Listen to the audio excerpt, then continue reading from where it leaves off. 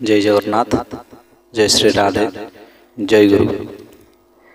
आमर जो गुरु परंपरा भितर रही महाप्रभु श्री चैतन्य आसी रामकृष्ण अभिराम श्री श्री ठाकुर अनुकूल चंद्र यही सब भाव जो सब साधु सन्थ बहुत सब साधु सन्थ मान अच्छा भारत वर्ष भितर सी आसी मनीष को शिक्षा देइछन्ति भगवान पथरे केउ भली भाव आमको चलने को हेब गुरु परंपरा केउ भली भाव रहिबा से सब शिक्षा दीक्षा देइछन्ति। सत दीक्षा तो एक हुनिने इष्टते रख संप्रीति मरण तारण जे नाम जपे काटय काल जम भित्ति माने एही क्षण ही सत दीक्षा नै गोटे बयस सीमा दिया जाय नै 5 वर्ष 3 वर्ष 2 वर्ष 15 वर्ष 18 वर्ष किछि बयस सीमा नै सत दीक्षा तो एक हुनिने इष्टते रख संप्रीति मरण तारण जे नाम जपे काटय काल जम भित्ति। ठाकुर श्री श्री ठाकुर अनुकूल चंद्रंकर गोटे थिला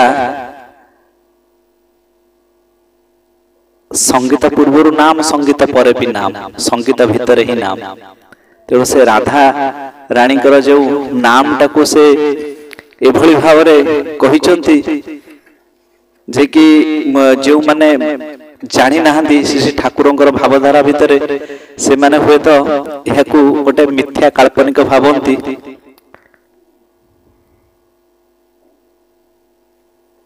जहाँकि यही विषय बही भितर लेखा अछि पवित्र भाववाणी ता भितर लेखा अछि कोन ना देख राधा रानी को धर मो परमात्मा मोर धारा ही राधा स्थूल छड़ा कोन रही पारे रे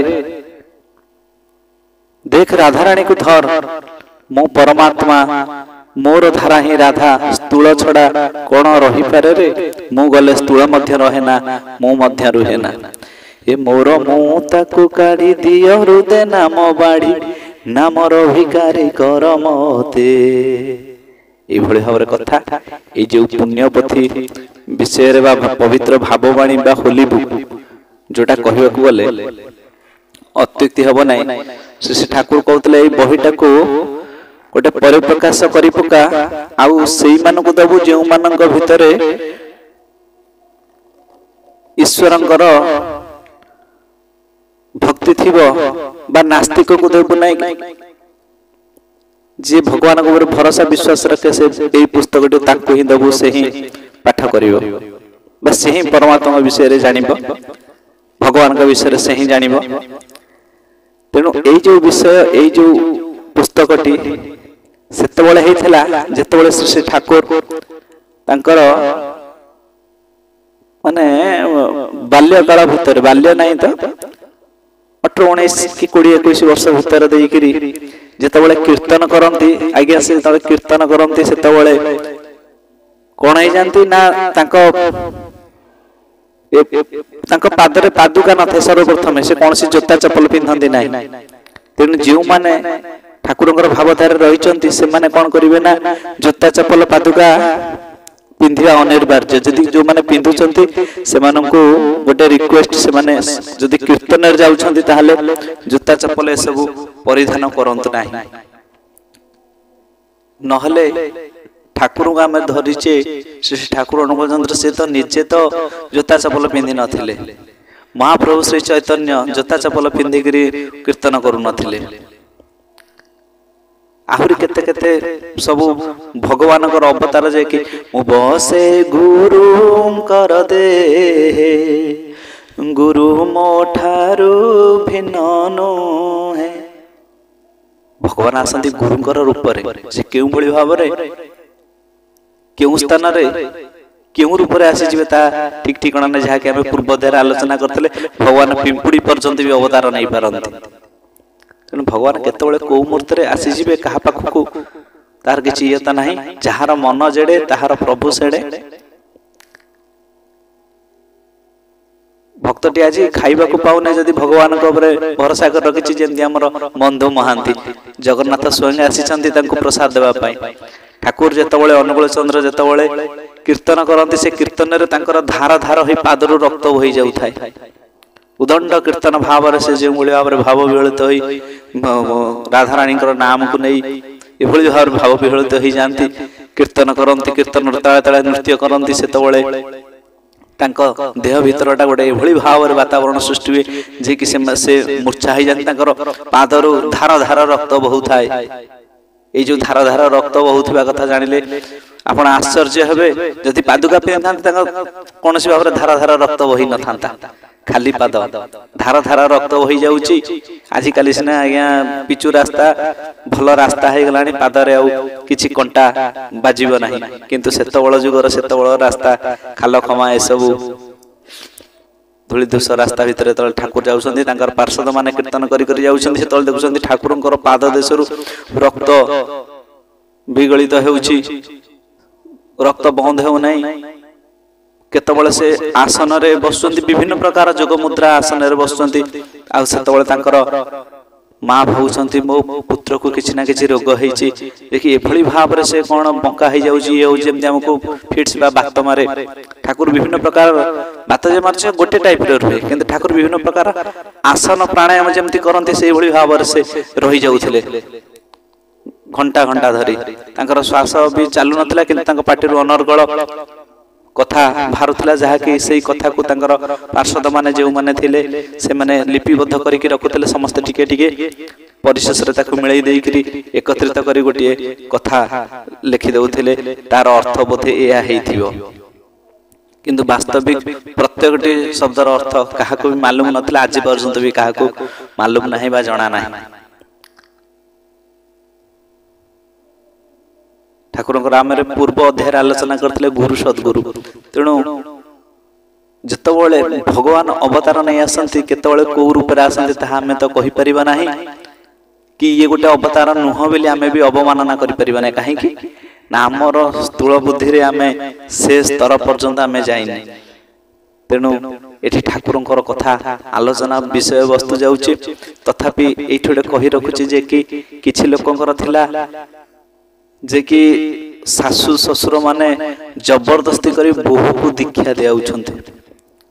ଏଇଟା କେତେ ଦୂର ଯୁକ୍ତିଯୁକ୍ତ ତାହା ମୋ ନଜର ଭିତରେ କଣ ନା, ରୋଗୀଟିକୁ କେତେବେଳେ ପଥି ବା ଔଷଧ ରୁଚେ ନାହିଁ। କାହିଁକି ନା ଔଷଧ ଗୁଡାଏ କେତେବେଳେ ଔଷଧ ଖାଇଲେ ପାଟି ପିତା ହେଇଯାଏ, ଖାଇବାକୁ ଇଚ୍ଛା ହୁଏ ନାହିଁ, ଦେହ ଭଲ ଲାଗେ ନାହିଁ, ସେ ଔଷଧର ପ୍ରଭାବରେ ଦେହ ଦୁର୍ବଳ ହେଇ ପଡେ, କିଛି ରୁଚେ ନାହିଁ, ଭଲ ଲାଗେ ନାହିଁ। କିନ୍ତୁ ଆମକୁ ଔଷଧ ଖାଇବାକୁ ହବ, କାହିଁକି ନା ରୋଗଟାକୁ ଆମ ଭିତରୁ ଦୂରେଇ ଦେବାକୁ ଅଛି, ବାହାର କରିଦେବାକୁ ଅଛି, ସେଥିଲାଗି ଆମକୁ ଔଷଧ ଖାଇବାକୁ ହୁଏ। ତେଣୁ ଦୀକ୍ଷା ଆଉ ଶିକ୍ଷା ନିହାତି ଦୁଇଟି ସମସ୍ତଙ୍କ ଜୀବନରେ ଆବଶ୍ୟକ। ଦୀକ୍ଷା ଯେକୌଣସି ସମ୍ପ୍ରଦାୟ ପାଖରୁ ଆପଣ ଦୀକ୍ଷା ନେଇପାରିବେ, କି ବାଧ୍ୟତା ନାହିଁ କେବଳ ଏଇ ଯୋଉ ଶ୍ରୀ ଶ୍ରୀ ଠାକୁର ଅନୁକୂଳ ଚନ୍ଦ୍ରଙ୍କର ଏଇ ଯୋଉ ସତ୍ସଙ୍ଗୀ ମାନଙ୍କ ପାଖରୁ, ଗୁରୁ ଭାଇ ମାନଙ୍କ ପାଖରୁ ଦୀକ୍ଷା ନେବେ ତାହା ନୁହେଁ। ଦୀକ୍ଷା ଆପଣ ଯେକୌଣସି ସମ୍ପ୍ରଦାୟ ଭିତରୁ ଦୀକ୍ଷା ନେଇପାରିବେ, କିନ୍ତୁ ଦୀକ୍ଷା ନେବା ସହିତ ତତ୍ସହିତ ଶିକ୍ଷା ଗ୍ରହଣ କରିବା ନିହାତି ଆବଶ୍ୟକ। ଆଉ ସଦ୍ଗୁରୁଙ୍କର ଶରଣାପନ୍ନ ହବା ଆବଶ୍ୟକ। ଶ୍ରୋତ୍ରିୟ, ବ୍ରହ୍ମନିଷ୍ଠ, ବ୍ରାହ୍ମଣ ଏଇମାନଙ୍କ ଠାରୁ ଯଦି ଦୀକ୍ଷା ନିଆଯାଏ, ଯେ ଗୁରୁ ପରମ୍ପରାରେ ଥିବେ, ଭଗବାନଙ୍କୁ ଭଲ ପାଉଥିବେ, ବ୍ରାହ୍ମଣଟିଏ ହେଇଥିବେ, ଯଦି ସେମାନଙ୍କ ପାଖରୁ ଦୀକ୍ଷା ନିଆଯାଏ ତାହେଲେ ସେ ଦୀକ୍ଷାର ଗୋଟେ ଅଦ୍ଭୁତ ପ୍ରକାର ସିଂହରଣ ଆମ ଭିତରେ ଆସେ, ବା ସେ ଯୋଉ ମନ୍ତ୍ର ଦିଅନ୍ତି ସେ ମନ୍ତ୍ରଟା କାମ କରିଥାଏ। ଆଜ୍ଞା ଆମେ ଯଦି ଅଲଗା କାହାଠାରୁ ଦୀକ୍ଷା ନେବା କାମ କରିବନି, କରିବ। ଆମର ଯେତେବେଳେ ଘରେ ପୂଜା ପାଠ ହଉଛି ତ ଆମେ କରିଦିଅନ୍ତେ, ହୋମ ଗୋଟେ ଲେଖା ବହି ମିଳୁଛି, ଆମେ ଆଣି ହୋମ କରିଦିଅନ୍ତେ, ହେଇଯାଆନ୍ତା। କିନ୍ତୁ ନା, ବ୍ରାହ୍ମଣ ଆସିବେ ସେଠି ହୋମ କରିବେ, ବ୍ରାହ୍ମଣ ଆସିବେ ପୂଜା କରିବେ। କାହିଁକି ନା ନମୋ ବ୍ରହ୍ମଣ୍ୟ ଦେବାୟ ଗୌ ବ୍ରହ୍ମଣ୍ୟ ହିତାୟ ଚ ଜଗଦ ହିତାୟ କୃଷ୍ଣାୟ ଗୋବିନ୍ଦାୟ ନମୋ ନମୋ। ଭଗବାନଙ୍କର ସେଇ ଯୋଉ ଆଶୀର୍ବାଦ ରୂପରେ ଯୋଉ ବ୍ରାହ୍ମଣ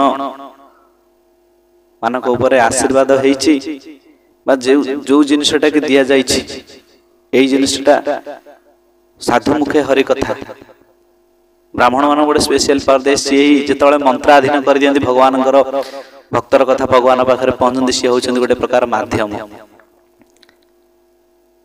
ଏଇଠି ବି ଆସେ ଯେ କି କହିବେ ଲୋକମାନେ କହିବେ କି ମୁଁ ସପୋର୍ଟ କରୁଛି ବ୍ରାହ୍ମଣ ମାନଙ୍କୁ, आज्ञा जिते चारोटी अच्छी आमर ब्राह्मण वैष्णव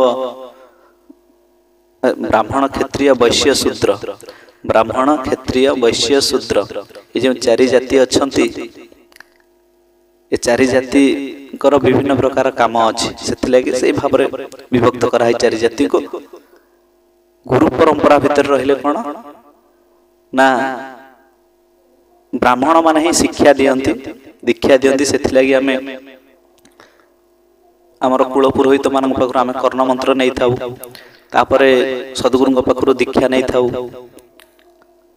यह फल आमर जीवन आहुरी उन्नत हो जाए कहीं गोटे ब्राह्मणर जिते मंत्र दियंती कर्ण रे सेतबले ताहा कार्यकारी हो पारे किंतु अन्य माने देले सेटा कार्यकारी हो पारे नाही कहीं हुए ना कौन हुए ना से विषय में मुझे बहुत किसी जानी तेणु आज जो कथा वस्तु विषय वस्तु रोचंती कौन ना जो कथा भितर दे आम तले जाऊे आज विषय वस्तु होती भगवान और मु श्री श्री ठाकुर भाववाणी भितर दे भगवान और मु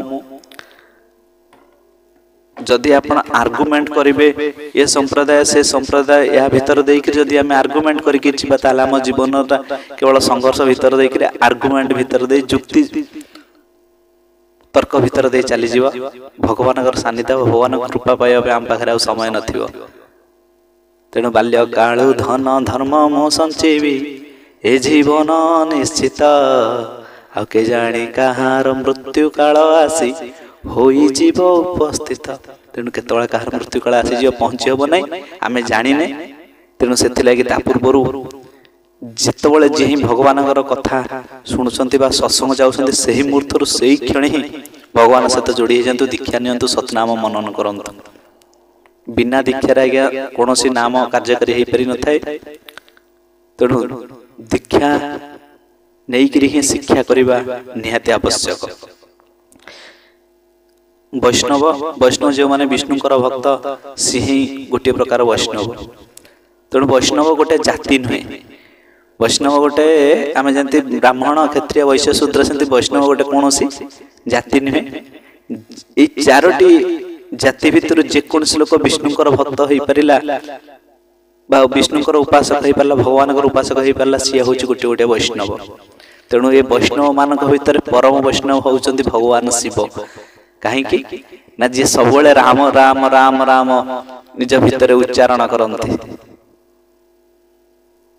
से भगवान गोटे जिते रामचंद्र अवतार हो नथिले ता पूर्व से राम राम राम राम उच्चारण ही करते भगवान शिव तेणु भगवान शिव होउचंती परम वैष्णव तांको भलिया वैष्णव आ संसार रे केही नाहंती विष्णुकर से अनंत भक्त से तो विष्णुकर जिते लीला हुए से चली आसती तांको लीला भितर देकरी जितेबाला से रामचंद्र रूप में आसीथिले सेतेबाला से हनुमान रूप में आसिले एकादश रूप शिवंकर एकादश स्वरूप होउचंती हनुमान आ माता पार्वती आड़ जी शिव जुआड़े पार्वती सियाड़े तेणु हनुमान लांगुड़ रूप में आसिले माँ पार्वती लीला खेला करने ये भाव में विभिन्न कथा रही तेणु भगवान और मु ये कथा विषय वस्तु टॉपिक अच्छे आम गुरुंकर स्वरूप को ध्यान करी राधाकांत चरणारविंदर निज मति को समर्पण कर आगे जावा से गुरु को बारंबार प्रणाम करवा नहले आम कथा वा विषय वस्तु किसी बुझीपर ना भगवान मु ता भितर होउचंती श्री श्री ठाकुर कहले कौन ना मु चाहे शुद्ध आत्मा मु ये जो मु कथाटा को आहरी भितर को जावा मु कौन देख जदि कहे जे मु मरी जाइछि पुणी गोटे मृत मनीष को जदि कहे ताहा सतेज मु जीवी समस्त मध्य रही जीशुख्रीष्ट जीसास जीसास जीसास ये जो कथा पदुटिया मो पूर्व अध्याय भी आलोचना कर मत केते कमेंट जड़े मारी भाई गुरु भाई हूँ कि जेकोसी हूँ तमें कौन आल्ला ईश्वर फोटो रखी पूजा करुच कि ये कथा कही यही कथा कहवा भितर जेहेतु मु गोटे गौड़ीय वैष्णव तेणु मोर इष्ट रोचंती राधा कृष्ण तत्सहित जगतर नाथ जगन्नाथ कहीं ना कलिजुग होती से जो राधा और कृष्ण मिलित भाव रसानंदी राधा सरसव पुरलिंगन सकु जगन्नाथ स्वामी नयन पथगामी भव तुमे। जगन्नाथंकर समस्त मुहटी कला किंतु शरीर धड़ा कहीं ना राधाराणी होउछंती एई पर्यंत जगन्नाथंकर तेणु एतक होउछंती तप्तकांचन गौरांगी श्री राधे। गौरवर्ण जेतବେଳେ उज्जवल रूप धारण करछंती राधाराणी सेतବେଳେ औज्जल्यतार जगन्नाथंकर एतक हो जाइछि, कृष्णंकर एतक हो जाइछि। धड़ा ऊपर तक रहिछंती कला जहाँकि जगतरनाथ जगन्नाथ तांकर शरीर को देखिबे जेतବେଳେ राधा कृष्णंकर मिलित भाव रे होउछंती जगतरनाथ जगन्नाथ। जाबे ना कहीं आमे आगे जीवा बाद दे जो फांक टिकक ताहा मु महाशून्य मिशि जाए। शून्य शून्य महाशून्य शून्य मध्य ज्योतिर्ब्रह्म। भगवान होउछंती ज्योति स्वरूप बा ब्रह्म। मु जीवी मु जहा करे विश्वास कर मनर शक्ति जेउठारे बल सेइठारे चाहे मन मन हेले प्राण आउ प्राण हेले मु चाहे मन मन हेले प्राण आउ प्राण हेले मु। जेते डेरी करिबु सेते आवरण। थरे पागल संगरे मिसी पागल होई जा आउ फेरिबु नाही।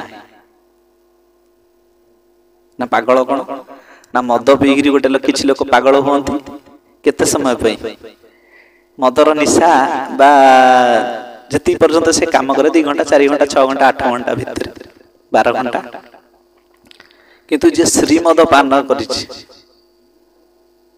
तब कथामृतम तप्त जीवनम।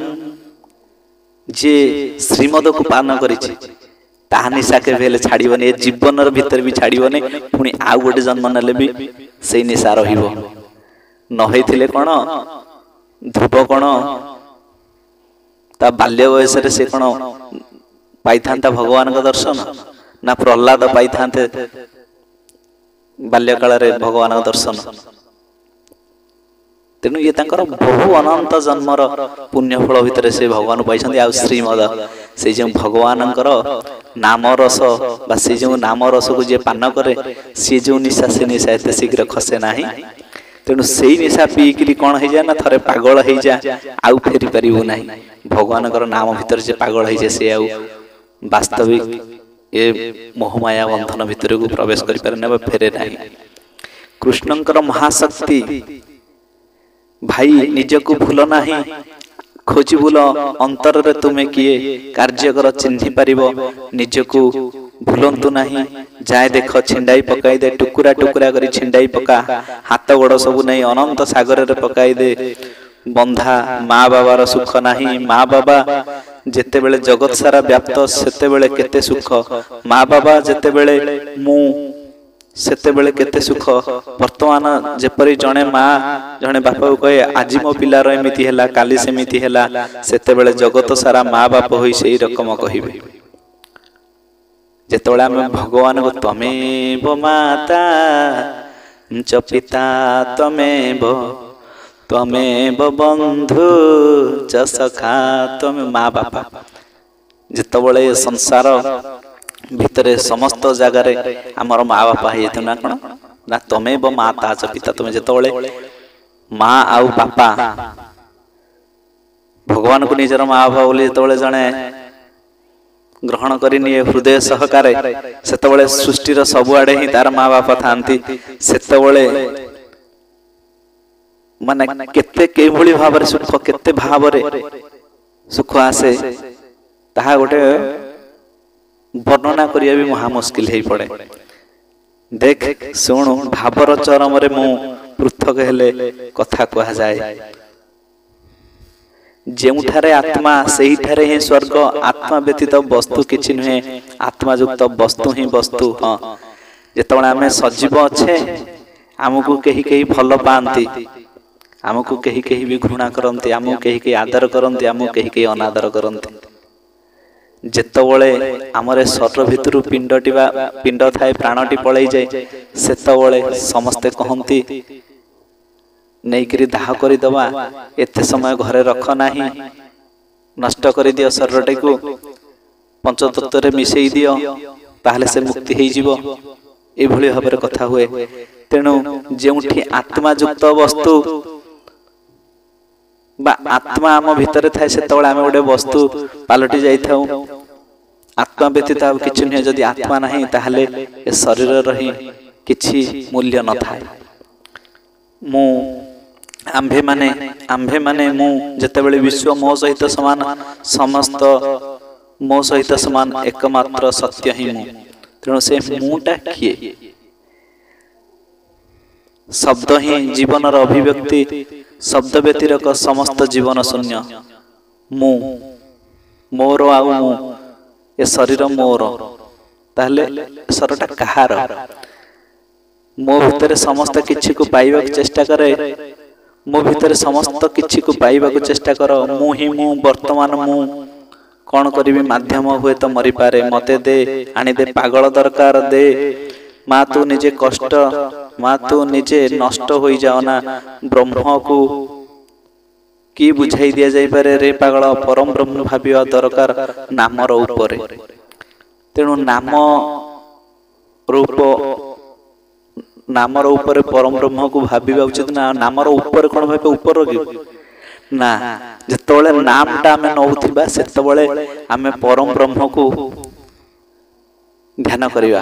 ଓಂ ବ୍ରହ୍ମ ପରମ ବ୍ରହ୍ମ ଯିଏ କହୁଛନ୍ତି କୁଳମାଲି। ତେଣୁ ତାଙ୍କୁ ଯେତେବେଳେ ନାମଟା କରୁଥିବା, ସେ ବ୍ରହ୍ମଙ୍କୁ ଆମେ ଧ୍ୟାନ କରୁଥିବା ନାମର ଉପର ଦେଇକିରି। ନାମର ଉପର ମାନେ ନାମ କରୁଥିବା, ତା ସହିତ ଧ୍ୟାନ କରୁଥିବା। ନାମ କର ଧ୍ୟାନ କର, ଯାହାକି ସତ୍ସଙ୍ଗରେ କୁହାଯାଏ। ସେ ଠାକୁର କହିଛନ୍ତି ଏଇଭଳି ଭାବରେ ଠାକୁରଙ୍କର କଥା ବା ବିଷୟବସ୍ତୁ ସବୁ ରହିଛନ୍ତି। ଠାକୁର ତ ଅଛନ୍ତି ଏଇଠାରେ, ଚାହାରେ ଚାହା। ନିଜେ ଠାକୁର କହୁଛନ୍ତି। ଅନୁକୂଳ ଚନ୍ଦ୍ର କଣ କହିଲେ ନା, ଠାକୁର ତ ଅଛନ୍ତି ଏଇଠାରେ, ଚାହାରେ ଚାହା। ନିଶ୍ଚିତ ରୁହ, ଅଟଳ ନୀରବ ପୂର୍ଣ୍ଣ ବାଷ୍ପୀୟ। ଦେଖ ଦେଖ ଭୟ ନାହିଁ, ସବୁ ତ ତୁହିରେ। ଯେମିତି ଦେଖିବୁ ଆଉ ଗୋଟାଏ ହିଂସା କରିବୁ, ସଙ୍ଗେ ସଙ୍ଗେ ସର୍ବନାଶ। ଦେଖ ଦେଖ ଭୟ ନାହିଁ, ସବୁ ତ ତୁହିରେ। କାହିଁକି ନା ସମସ୍ତଙ୍କ ଭିତରେ ହେ ବାସ ତୁମ୍ହାରା ଘଟ ଘଟ ମେ, ସମସ୍ତ ଘଟ ଭିତରେ ଈଶ୍ୱରଙ୍କର ସତ୍ତା ହିଁ ବିଦ୍ୟମାନ। ଦେଖ ଦେଖ ଭୟ ନାହିଁ, ସବୁ ତ ତୁହିରେ। ଯେମିତି ଦେଖିବୁ ଆଉ ଗୋଟିଏ ହିଂସା କରିବୁ, ସଙ୍ଗେ ସଙ୍ଗେ ସର୍ବନାଶ। ଛାଡ଼ରେ ମନ କପଟ ଚାତୁରୀ, ବଦନେ ବୋଲ ହରି ହରି। ଏଇ କଥା ଭିତରେ ଦେଇକିରି ଯେତେବେଳେ କୌଣସି ଯାଜକ ବା ଗୁରୁ ଭାଇ ଯଦି କେବେ ହେଲେ ହିଂସା କରନ୍ତି, ଅନ୍ୟମାନଙ୍କୁ ଘୃଣା ଦୃଷ୍ଟିରେ ଦେଖନ୍ତି, ସେତେବେଳେ ଏଇ ଯୋଉ ସମ୍ପ୍ରଦାୟଟା ଭିତର ଉପରକୁ ନିନ୍ଦା ହେଇଯାଏ। କଣ ଲୋକମାନେ ପସନ୍ଦ କରେ ନାହିଁ, ସିଏ ପରା ଦୀକ୍ଷା ନେଇକିରି ଏତେ ବର୍ଷ ହେଲା ଏମିତି କରୁଛି, ସିଏ ପରା ସେମିତି କରୁଛି। ଆମର ଟିକିଏ ଟିକିଏ ଯଦି କୌଣସି ଜାଗାରେ ଭୁଲ ରହିଗଲା, ତାହେଲେ ଠାକୁରଙ୍କର ହିଁ ନିନ୍ଦା ହେଇଗଲା। କାହିଁକି ନା ଶିଷ୍ୟ ଯଦି ଭୁଲ କରେ, ଗୁରୁଙ୍କୁ ହିଁ କଷ୍ଟ ହେଇଥାଏ। ଅରୁଆ ଡାଲମା କେଉଁଠୁ ଆସୁଛି? ତମର ତ ଖାଲି ଅରୁଆ ଡାଲମା। ଆଉ ବହୁତ ଲୋକ ବି କୋଶ୍ଚିନ୍ କରନ୍ତି। ଲେଖିଥିଲେ ଗୋଟେ କମେଣ୍ଟ ପଢିବ, ଅରୁଆ ଡାଲମା ଦୂରୁ ଦୂରୁ। ଆଜ୍ଞା, ଯୋଉ ତମର ଟଙ୍କାଏ 5 ଟଙ୍କାରେ ଲୋଭ, ଏଇ କଥା ବି ଆଲୋଚନା ଥିଲା।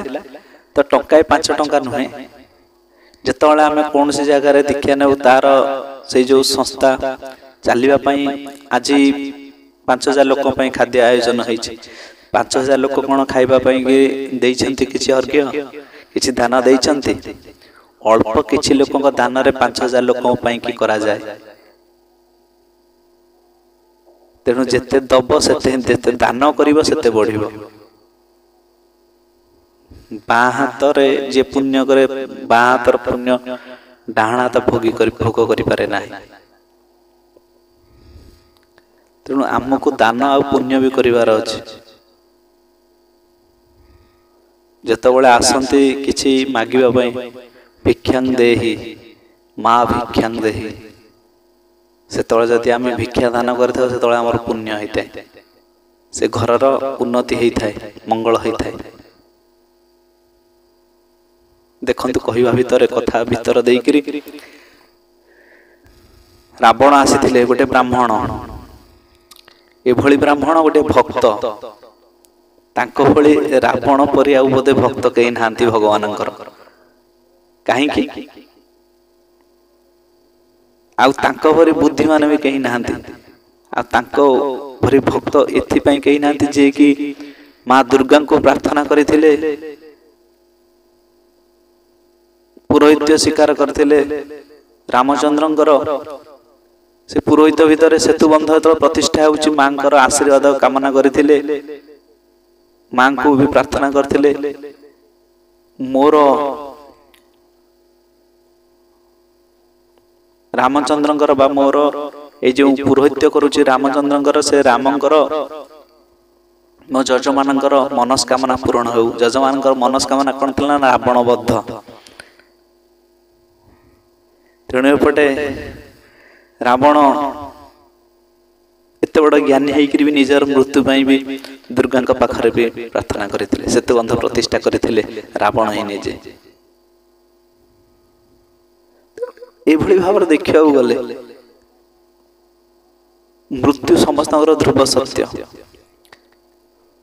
ସତ୍ସଙ୍ଗ ଆମେ ଯିବା, ସତ୍ସଙ୍ଗର କଥା ଶୁଣିବା, ଭଗବାନଙ୍କର କଥା ଟିକେ ଶୁଣିବା, ତାହେଲେ ଆମ ଜୀବନରେ ଶାନ୍ତି ଅଛି।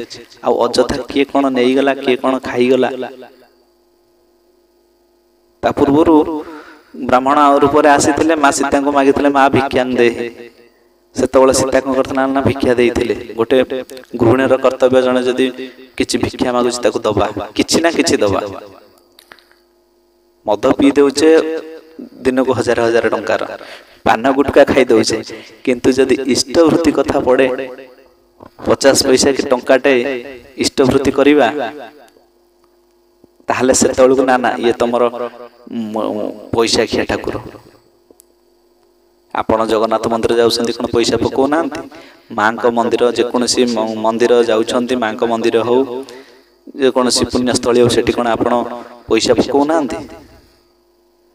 କିଛି ଦଉନାହାନ୍ତି ସେ ଦାନ ବାକ୍ସ ଭିତରେ? ମାତା ସୀତା ବି ଅର୍ପଣ କରିଥିଲେ। ଇଷ୍ଟବୃତ୍ତି ହେଉଛନ୍ତି ଇଷ୍ଟ ଭରଣ। ଏ ବିଷୟରେ ବହୁତ ବଡ଼ ବଡ଼ ଜ୍ଞାନୀ ମାନେ କହିଛନ୍ତି। ତ ଯଦି ବିଶ୍ୱାସ ନାହିଁ ତାହେଲେ କଥା ଶୁଣନ୍ତୁ ନାହିଁ, ଯଦି ବିଶ୍ୱାସ ଅଛି, ଭଲ ପାଇବା ଅଛି, ତାହେଲେ କଥା ଶୁଣନ୍ତୁ। ଆଉ ନିଜ ଜୀବନକୁ ଭଗବଦ ଅର୍ଥ କର୍ମ ଭିତରେ ଦେଇ ଆଗେଇ ନିଅନ୍ତୁ। ତେଣୁ ଆଜିର କଥାବସ୍ତୁ ଆଉ କୌଣସି ଭାବରେ ବଡ଼ କରିବାକୁ ଚାହୁଁନି। ଯଦି ବିଶ୍ୱାସ ଭଲ ପାଇବା ଅଛି ତାହେଲେ ସଦ୍ଗୁରୁଙ୍କର ଶରଣାପନ୍ନ ହୁଅନ୍ତୁ, ସତ୍ସଙ୍ଗ ଯାଆନ୍ତୁ, ସତନାମ ମନନ କରନ୍ତୁ, ଦେଖିବେ ଆପଣଙ୍କୁ ଆଉ ଆପଣଙ୍କର ଉନ୍ନୟନ ପାଇଁ ଭାବିବାକୁ ପଡ଼ିବ ନାହିଁ। ତା ଗୁରୁଙ୍କ ଉପରେ, ଭଗବାନଙ୍କ ଉପରେ ନ୍ୟସ୍ତ ହେଇଗଲା। ବହୁତ ଲୋକଙ୍କର ବିଶ୍ୱାସ ଆଉ ଭଲ ପାଇବା ଭିତରେ ଦେଇ ସେମାନେ ଆରୋଗ୍ୟ ହେଇଯାଇଛନ୍ତି। ବହୁତ ଲୋକଙ୍କର ବିଭିନ୍ନ ଭାବରେ ମନସ୍କାମନା ପୂରଣ ହେଇଛି, ତାଙ୍କର ବିଶ୍ୱାସ, ତାଙ୍କର ଭକ୍ତି ନାହିଁ। ଆଉ ଯେଉଁମାନେ ଭକ୍ତି ନୁହଁ, ଚଗଲା ଦୋଷ ଯେଉଁମାନଙ୍କର ଅଛନ୍ତି, ସେମାନେ କେବେ ହେଲେ କାହାର ମଙ୍ଗଳ ଦେଖିପାରନ୍ତି ନାହିଁ। ଅଯଥା କଥାରେ କେବଳ ଯୁକ୍ତି କଥା କୁହନ୍ତି, ଆର୍ଗୁମେଣ୍ଟ କରନ୍ତି, ଯୁକ୍ତି ତର୍କ କରନ୍ତି, ନିଜେ ଭଲରେ ରୁହନ୍ତି ନାହିଁ କି କାହାକୁ ଭଲରେ ରଖେଇ ବି ଦିଅନ୍ତି ନାହିଁ। ତେଣୁ ସେଇମାନଠାରୁ ଦୂରରେ ରୁହନ୍ତୁ। ଆଉ ଯଦି କାହାକୁ ଏଇ କଥା ଗୁଡ଼ିକ ଟିକେ କଷ୍ଟ ଦେଲା ପରିକି ଲାଗିଥାଏ, ତାହେଲେ ସେଥିପାଇଁ ମୋତେ କ୍ଷମା କରିବେ। ଜୟ ଗୁରୁ, ଜୟ ଶ୍ରୀ ରାଧେ।